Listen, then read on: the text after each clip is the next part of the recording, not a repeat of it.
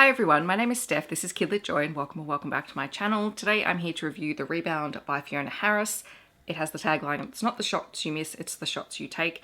This is a middle fiction slash early young adult fiction story about Harry who wants to play basketball. I received a copy from Allen and Unwin, so thank you very much to them for the review copy. The blurb on the back says, "Sometimes the sweetest shot is the one you get on the rebound. Basketball is everything to Harry Portelli, so when he misses tryouts to play for the Firsts, he has no choice but to join the Redbacks, the worst under-16 team in school.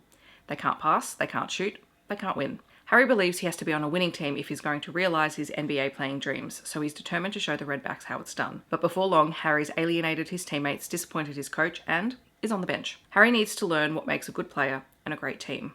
And if winning at all costs is all that counts." So this is a really interesting book because we begin the book, we meet Harry and his dad, and they love basketball. It's always been their shared passion, and Harry's dad has been helping him to train to become the best possible basketball player he can be. And then Harry's dad dies as the result of an accident. And Harry and his mum are left kind of reeling in the aftermath of this event.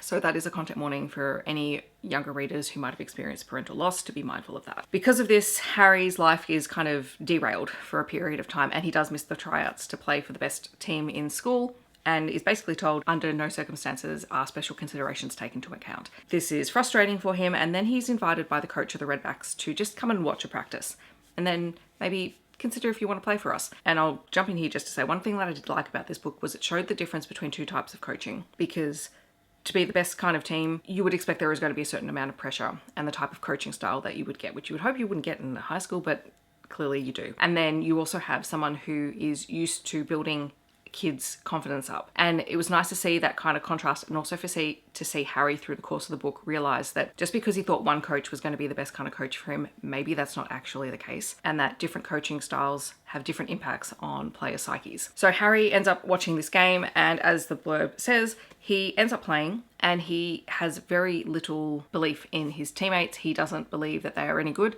and so he basically takes control of the game. He doesn't pass to his teammates, he's not a team player, and they begin to alienate him as a result because they're feeling really frustrated with him. And it's not until he kind of hits rock bottom in his behavior and the way that he treats everyone else and has a serious conversation with his coach that he realizes he actually hasn't been doing himself any favors. He begins to reevaluate the kind of basketball player that he wants to be. And from then on, we begin to see him rebuild his confidence in himself, not just in his basketball playing skills, which he's very confident in, but in his ability to be around other people and how he makes amends with the people that he's hurt, because while he's been grieving, he's been lashing out. And one thing that I really appreciated in the book is that we see him going to see the school counselor and talking to her and making a friend as a result of seeing the counselor. We see that he initially holds a lot of things back, and then when he's more open, he's able to work through things a little bit more, and he's also a bit more open with his mum, who's never understood her son and her husband's obsession with basketball, but she begins to make the effort because she knows how important it is to her son. So there's some really lovely family moments, there's some really lovely friendship moments. There is a really great scene where when the team starts gelling, where the team is all together and they've got family around and friends around, and you begin to see just how good this team could be for Harry, which I really appreciated. I think this book is perfect for year 5 and up. Especially for boys. I think there is a lot of pressure placed on competitive sport playing for teen boys and preteen boys, and I think this talks about some of the things, the pressures and the challenges that you'll face, and the contrast between the First and the Redbacks. They're both at the top of their respective ladders in different kind of divisions, and so the school decides to have them play a showcase game, which is incredibly daunting because they should be at almost the opposite ends of the ability scale.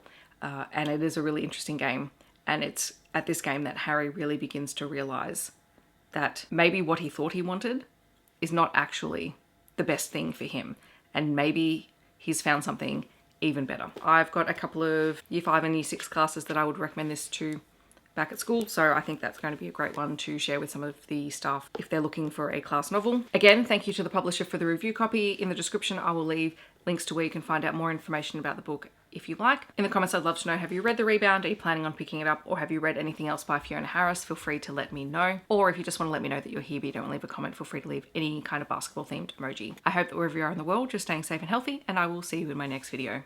Thanks so much for watching. Bye everyone.